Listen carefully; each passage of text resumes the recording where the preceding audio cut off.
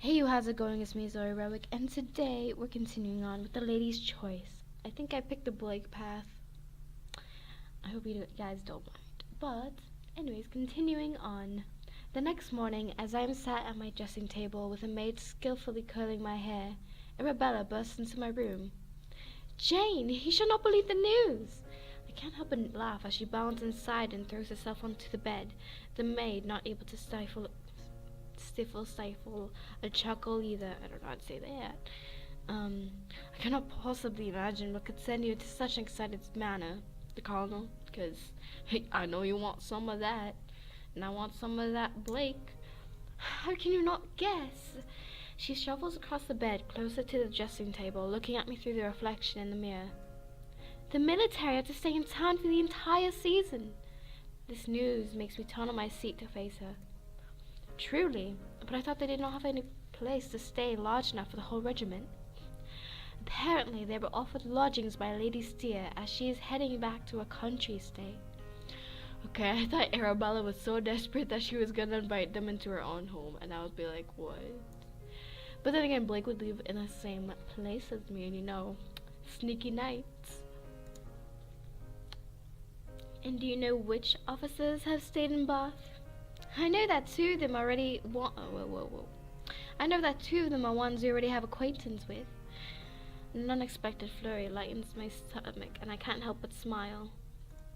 Hurry now, Jane. They're most likely walking in the park this morning with everyone else. If we do not make haste, then we may miss the opportunity to accidentally bump into them.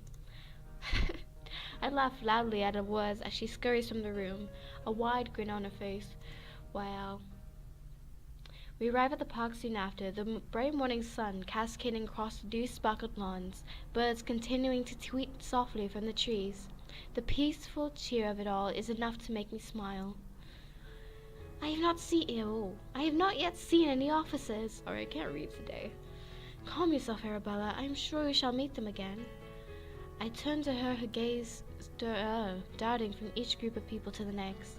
I must say, you seem remarkably keen to meet the Colonel, considering you already have engagement plans.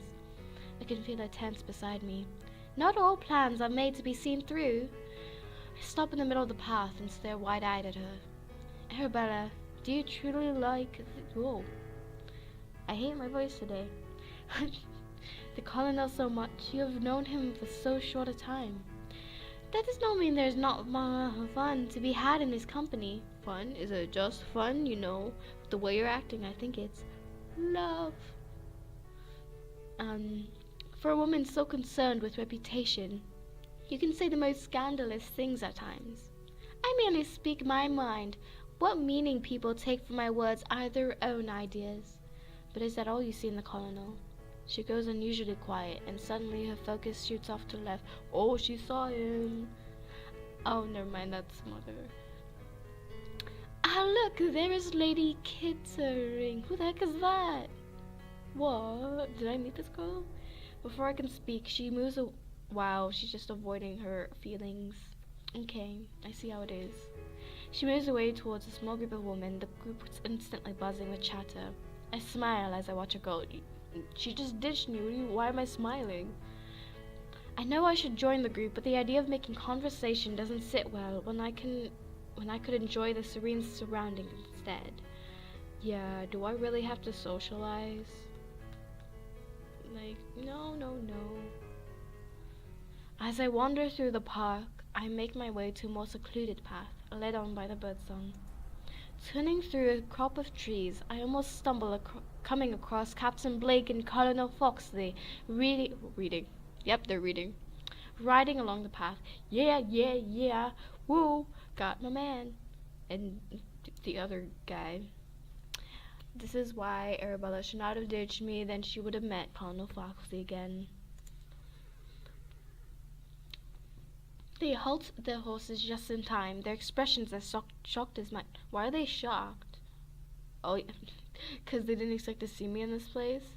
'Cause Arabella just planned to accidentally bump into them? Miss Buttersworth here. The captain leaps from his horse in a smooth motion and jogs towards me. What? Are you all quite alright? He He sounded Irish there for a second or something. He claps my arms gently, glancing over me. What happened? His sudden touch makes my mouth dry, and I barely manage to squeak out a response. I'm quite fine, Captain, just a little surprised. He gives a nod at my words, then realizes his hands are still on me. Snatches them back. Don't snatch it back. Oh yeah, it's coming. All guy voices are just gonna sound the same. Are you walking alone, Miss Butters, with you? Before I can respond, Arabella's voice goes from behind us. Oh dear. Jane, are you here? Jane, are you that's horrible. Good morning, Arabella. She glances up to meet eyes with the colonel on his horse.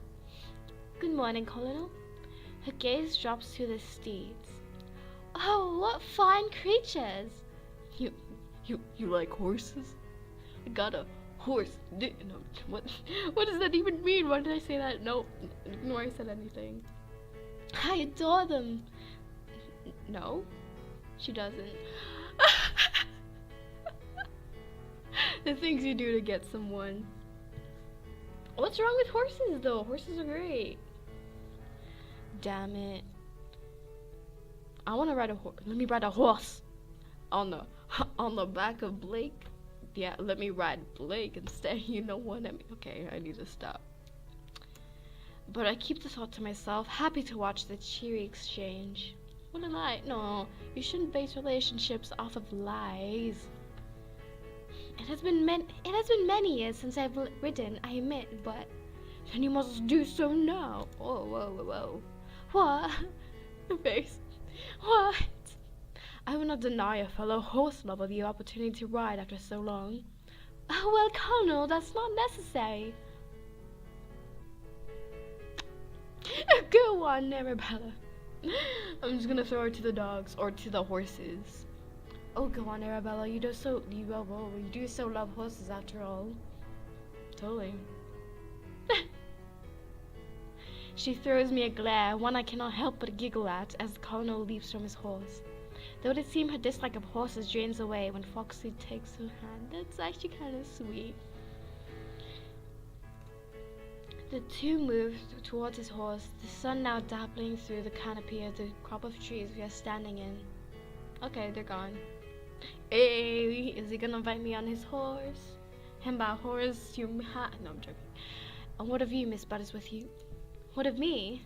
Would you care to ride? Of course you. Where the hell did you go? Of course she would. We both flinch as Arabella calls to us. If I am enjoying a ride, she will as well. Then I suppose it's settled. I walk slowly to the side of his horse, running my hand over the creature's sleek neck. That sleek neck, though, as I go. He's beautiful.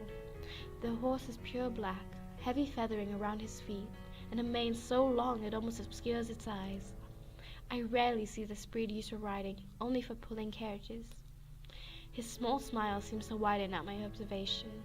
That is true, but he did not take to the harness and was to be. Oh wait, should I go deeper for the guy voices just to have some difference?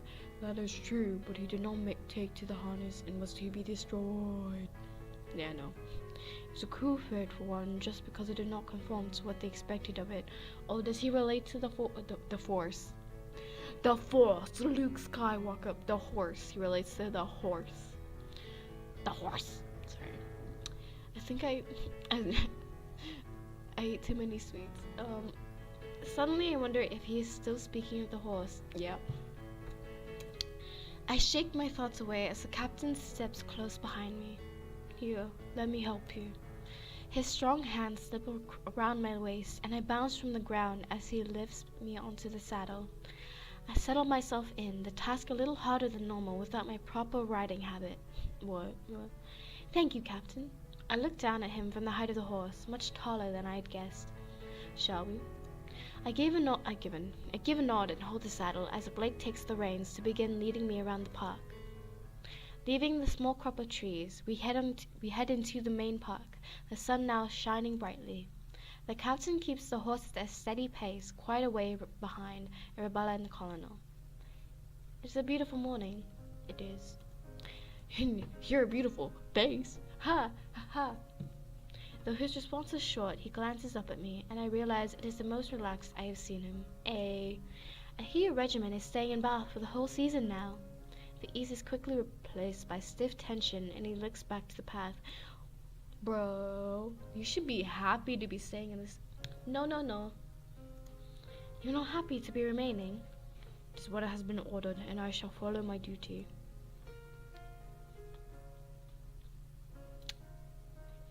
Okay, wait. You're a true soldier. You're a shoulder. Ha, body parts. Sorry, but the offer. Wow, I really cannot read, but that orders obviously doesn't please you. If you don't want to stay, then don't. Please don't hold back your enthusiasm on my account. You are a true soldier. Should I compliment him on being a good soldier? Should I? You know what? Good job. You followed orders even though you don't want to. You are a true soldier, Captain. I would hope so. Okay. Though I could be more so if our orders were to protect and serve, rather than show my boots or shine to impress in society. True. Oh, he looks mad. Did that make him mad? Oh. Okay. I arched my brows a little at his sudden outburst. He flicks his gaze to meet mine, obviously as shocked as himself. I apologize. I did not mean to voice my thoughts so abruptly. You seem to be able to pull my deepest thoughts from me without any prompting. I am pleased to hear such a thing. He seems surprised by my statement, and I give a smile to ease the tension. I prefer you be relaxed in my company, Captain, and voice your thoughts. That is quite the statement, Miss Buttersworth. I can feel my heart pounding fast in my chest as his gaze locks onto mine. I no longer know if it is the sun that is heating my skin so much, or the way the captain is staring. Yeah, stare at my face. The horse suddenly whinnies, and the captain snaps his focus away. Okay. I guess got cock blocked by a horse. Horse blocked. That doesn't sound as catchy. We should continue on. Lady Ashbourne and Foxley have gone far ahead. He speeds his steps, the horse following suit. Wait, am I on the horse and then he's walking beside me? Is that what's happening? Because I thought we were on the horse together. Yeah, it's not. We catch up with Arabella and the colonel not long after in the same patch of trees we had originally set off from. What a most enjoyable time. I cannot remember the last time I enjoyed a morning ride so much. Even though you were not the one riding, Foxley. Yes, well, all the same, it was wonderful. I agree, Colonel. Now will you oblige me and help me down? He gives a pleased nod and turns to Arabella, wrapping his arms about her to help her to the ground. I smile at the pair, twisting in the saddle to dismount myself, having had much more experience with riding than Arabella.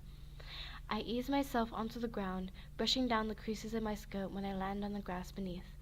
The horse then nudges its head onto my back. Is the horse an option now? No, I'm joking. That's bestiality, inappropriate. Just a joke, sorry. It's a gentle motion, but much stronger than expected, sending me stumbling forwards. Oh no, the horse has got my back, pushing me into Blake. Oof. It's really awkward. Before I am sent tumbling onto my knees, a strong arm curls around me. I glance up to find Captain Blake holding me steady. His hand spreads against my back, and it's almost as though I can feel the heat of his skin against mine through my clothing. I apologize. Oh gosh, he's a guy. I apologize. He enjoys being fussed after a ride. It's quite alright, Captain. I take a steadying breath, trying to calm the sudden fluttering in my stomach. I almost lose my breath when his arm tightens around me, pressing me closer against him. Whoa! Is he trying to do something? Well, there's Arabella and Colonel there, so he might not try anything. And he's being a pussy. Okay, sorry. Pusillanimous is actually a real word. I didn't mean to say that in my British accent, but okay. Then his arms tenses, his eyes shift away, and he lets me go. He quickly turns to his horse, scratching the creature behind its ears. I smile at the sight, his tension seeming to fade as he fusses the horse. That really was the most delightful time, the best ride I've ever enjoyed. Well, obviously, was the horse the only thing you rided? Sorry, I just can't stop today. I would be glad to oblige you with another in the future should you wish it, and I'd be most obliged to accept. I watched the scene with a smile, but eventually stepped forward to interrupt before they are both completely lost to each other. We should return home, Arabella. You don't have correspondence to attend to. My statement shocks her from her gazing. Oh, of course. Then until we meet again. The two give deep bows, and we return it with curtsies. As the captain makes the stand, I find his attention on me, the fact making my smile widen. Now it is Arabella's turn to interrupt. Shall we, Jane? She wraps her arm into mine and leads me away, the captain turning back to Foxley as we do so. When we return home, we are greeted by a maid who takes our hats and coats. So you have an interest in horses now, do you? Arabella turns to me with a wry smile. Yes, I felt quite the interest stirring. And was that before or after the colonel offered you to ride his dick? Sorry. I need to stop eating sugar. And yeah, we both give a laugh that echoes about the room, soon drowned out by Johnson's heavy footsteps. Miss Buttersworth Hughes, Lady Ashbourne, you have visitors? Visitors? But we are not expecting anyone, will we? I forgot this guy's voice. Arabella shakes her head in response. Is it the old lady and the other guy, her son, that's nasty? Oh, shoot. Yeah, I was right, but let's go back because I missed that. We enter the drawing room quickly, only to be greeted by two stiff faces. Lady Hunter... Wait, I said lady. Yeah, you're a lady. You're not even a man. Whoa. Sorry. Lord Walter Huntington and his mother, Lady Thomasina Huntington. I thought I said John Cena for a second. Lady Huntington had settled herself into the armchair. Her son stood behind it like a bird perched on her shoulder. We managed to school the obvious surprise from our faces and drop into small curtsies. Why are you in here? No one invited you, bitch. Do you keep all guests waiting so long, Miss Buttersworth Hughes?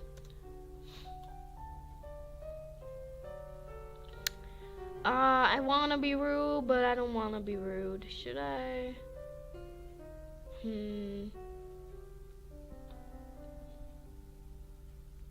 Well.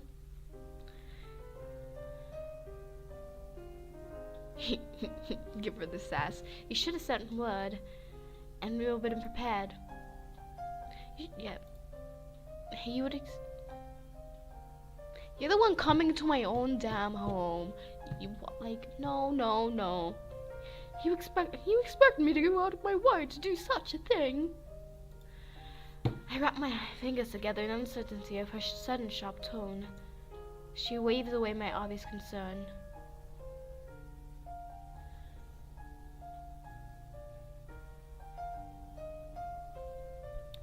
When I call, I should hope you to be in, whether I send word or no. Well, I'm not always home. Okay.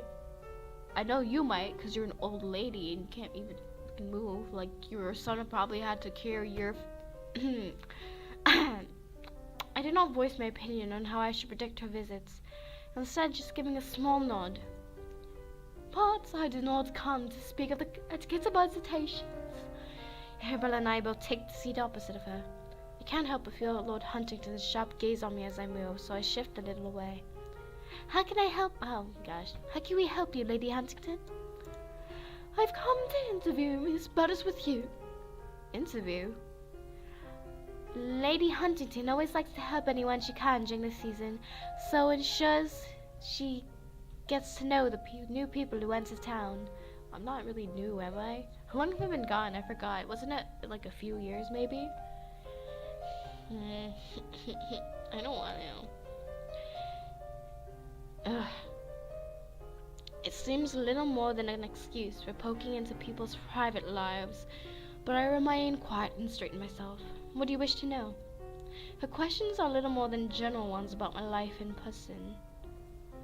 Will I be staying for the whole season? Have I made many acquaintances so far? What social events do I intend to frequent? But 10 minutes into the interview, and the questions sound rather more probing than I expected. Why was I away? Definitely no family in trade. Any scandals within distant relations? Even Arabella seems taken aback by the invasion nature of the questions.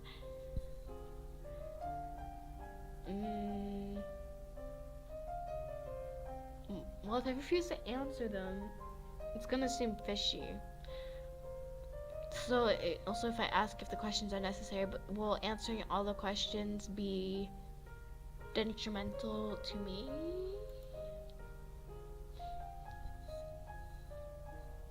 Not wanting to upset the woman who holds most of society in her grip, I answer all the questions she asks. Eventually, she gives a satisfied nod. I appreciate your candor in the... Oh wait, no. Didn't she spell candor wrong? I appreciate your candor in this, Miss. What is with you? She stands for a place. Wait, why is her son even there then? To see if I'm suitable for him? Screw you. She stands from her place, her son bobbing to step beside her. We shall take our leave.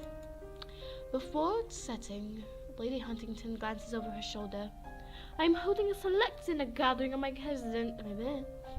residence the week after next. She shall obviously be attending. It wasn't a question, and she doesn't give me a chance to respond before slipping out of the room. This girl needs to die. Or woman, or a lady, goat, toad. Anyways, Lord Huntington steps closer towards me, back up, taking my hand in his chill fingers. No, no, no. When did I condone this? Where's the consent? Oh my gosh, am I blind? Sorry. I shall be waiting for our next meeting with bated breath. What the heck is this? No! He bows his head, thankfully this time not attempting to kiss my hand. Better not. If you did, slap, slap, slap, you're in my home. With a final inspecting glance over me, he turns on his heel to leave as well. I would be horrible in this society. I can't. It's not until the front door clicks shut that I fall back onto the seat, followed swiftly by Arabella. I don't really care. That was... I hope she was satisfied about the meeting. Arabella only frowns in worry. Are you alright?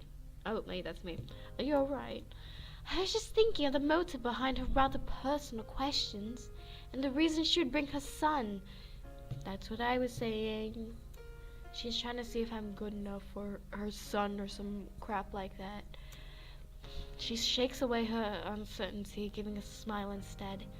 Never mind my thoughts. What we should be excited for is the fact we just received a personal invitation from Lady Huntington. Who the heck cares about Lady Huntington?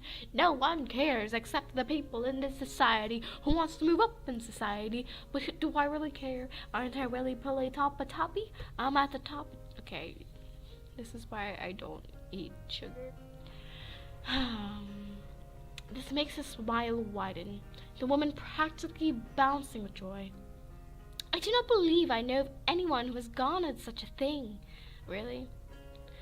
Well, I'm extra special then. It wasn't so much an invitation as a demand.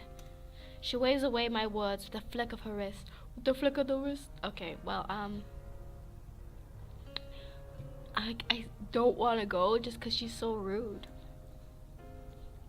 Why should we have refused anyway? Because she's rude and unnecessary. I do not reply, though the feeling I am upon in some scheme concocted by Lady Huntington is hard to shake. Yeah, screw you.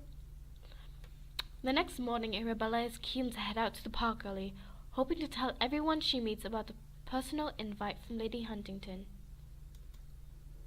She cranes her neck as we walk, searching through the streets with sight of groups of people. I do not believe there can be a soul left in this park, in this town, in fact, who has not heard of the invitation, Arabella. Oh wait, that's me. Shit. I mean, poop. Is this me? It is me. I do not believe there can be a soul left in this park, in this town, in fact, who has not heard of the invitation, Arabella. You will certainly let it be well known, very well known. She glances at me with a quirked brow, before giving a smile of her own. Oh, I'm not here for just anyone. Colonel Foxley. Ah, suddenly I understood. He told me his unit would be training this morning in the park, as the current residents does not have the space for it. So you thought to lend your support? Of course. The echo of shouts and begging comes from an area not far away. We shift along the edge of the tree line, not wanting to get in the way should we stumble upon the shoulders. Why do you keep on saying shoulders? Soldiers mid-practice. I'm very worried that I'm not recording right now. It's not far until we spot them, or rather hear them.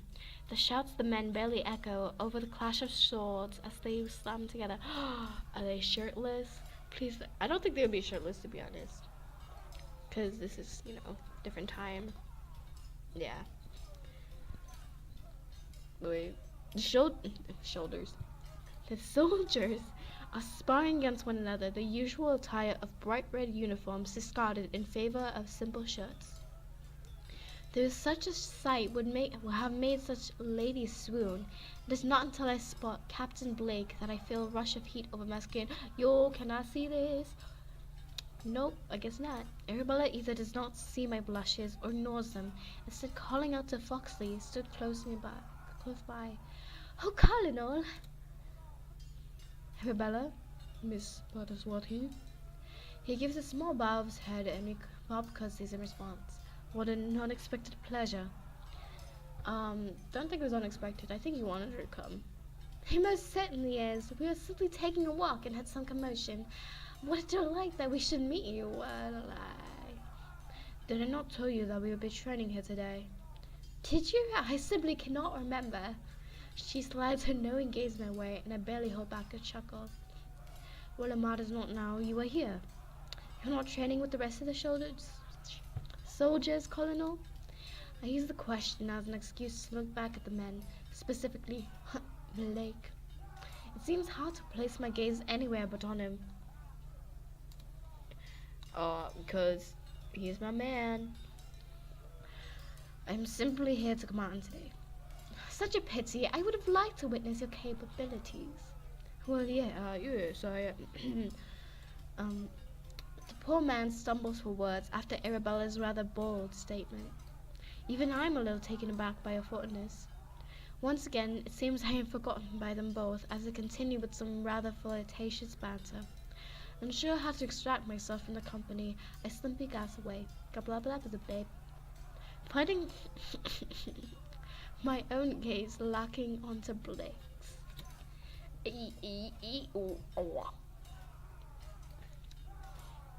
I don't know what I just said, but okay. Foxley suddenly seems to notice when my eyes have fallen and calls out to the captain to join us.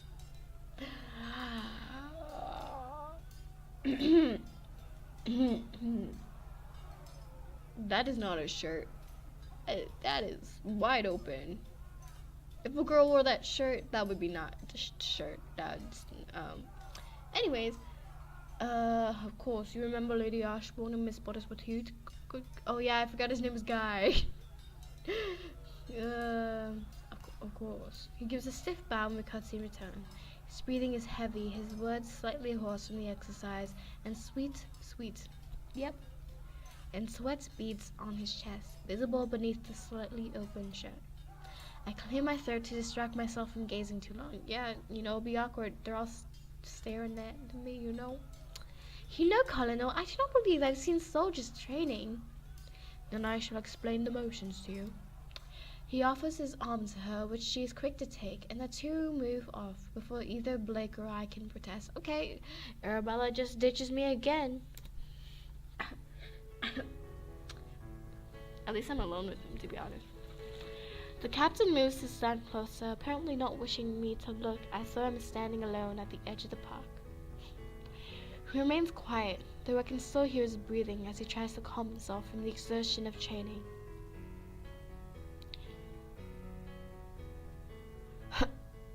I did not expect to ever see you looking so disheveled. I'm glad to see you less strict. I suddenly feel a little overdressed.